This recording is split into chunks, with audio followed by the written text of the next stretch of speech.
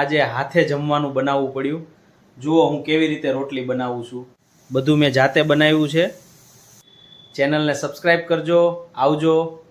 Good morning, જય માતાજી, જય શ્રી કૃષ્ણ। સ્વાગત છે મિત્રો આજના આપણા એકવાર ફરી નવા વ્લોગમાં। અત્યારે સવારના 10 વાગ્યા છે અને મોડા ઉઠ્યા છે અને કારણ કે હવે કરવાની તો છે નહીં, પણ એકલા જ છીએ એટલે જો સાંજે કપડાં ધોઈ નાખ્યા છે।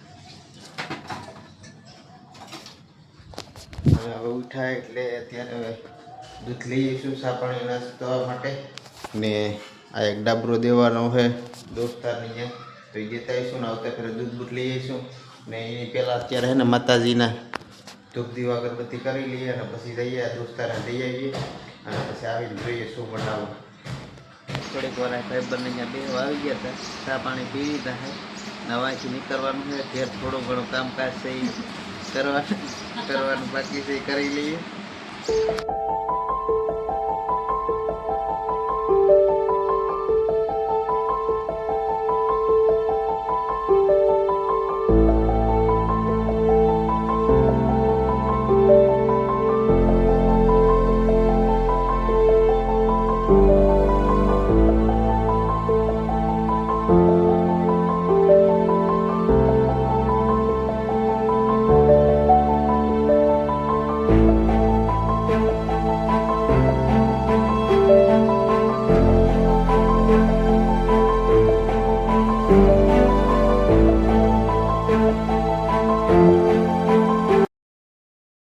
અત્યારે હે ને એક મિત્ર આવવાનો હતો તો એ આવ્યો નથી કારણ કે અમારે જવાનું હતું બહાર, પણ વરસાદ જેવું છે એટલે પ્લાન કેન્સલ થઈ ગયો છે।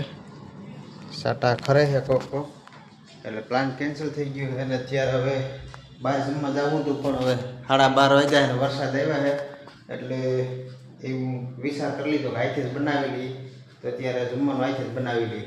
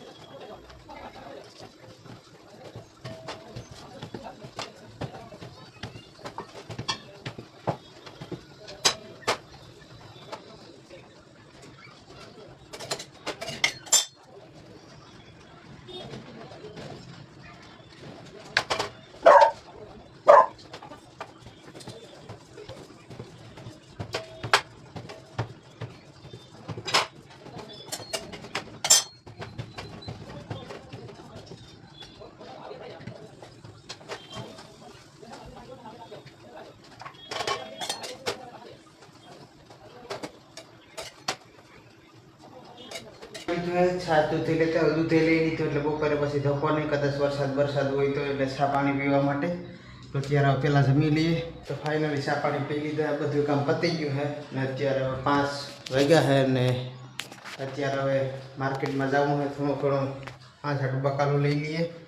લેવાનું તો થોડુંક જ થાય છે કારણ કે એકલા છે, તો અત્યારે નીકળીએ સીતરા મંદિરે।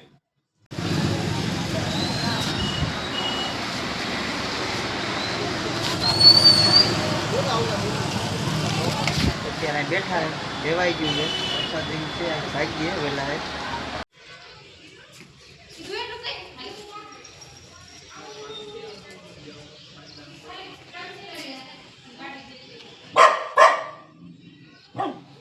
તો ફાઇનલી અત્યારે હવે 6 વાગે માર્કેટમાંથી ભાગી આવ્યા છે અને બટેટા લઈ આવ્યા છે, તો જમવાની તૈયારી કરી દઈએ। પાછી હા જાટું ચાલું તો બટાટાનું શાક બનાવવાનું હોય તો પહેલાં બટાટા બફર મૂકી દઈએ।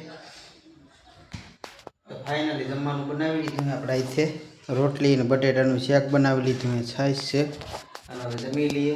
બસ આજ માટે એટલું જ. મળીએ આગલા વ્લોગમાં. જય માતાજી, જય શ્રી કૃષ્ણ. ન હોય તો સબસ્ક્રાઈબ કરતા દેજો. વિડીયો સારો લાગ્યો તો લાઈક કરી દીજો.